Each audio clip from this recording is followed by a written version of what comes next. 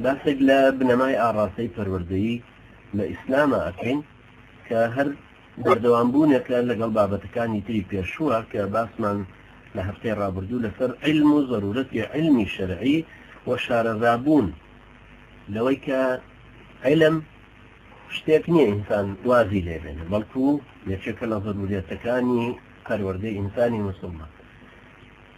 ئەم علمەش پەیوەست نییە بە شەهادە و خوێندنەوە، ئەبێ ئەومان لەبەر چاو بێ. تۆ نابێ وا بزانی سێم تەوسە تەواو کردو ئیتر مەعفووی لەوەی فێر بێت، نابێ وا بزانی شەشی ابتیدایی تەواو کردو وڵا ئیتر هەرەوەندێ، نابێ وا بزانی وڵا نەخوێنەواری چی بکەی لەوە زیاتر ناتوانی فێر بیت. نا ئەتوانی فێر بی، ئەوم سەحابانە هەمووی نەخوێنەوار بوون.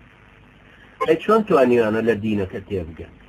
بەڵام تۆ کاتێک بۆ تەرخان نەکردی دوایە لەو چوارچێوەی حاڵی نەبووی یا ناتەوێ حاڵی ببی کە پێویستە ئینسانی مسلمان لانی کەمەوانەی بزان. هەفتەی ڕابردوو ئاماژەیەکی سەریعم بە هەندێک لە عینوانەکانی کرد کە ئینسانە بێ چی فێر ببێت.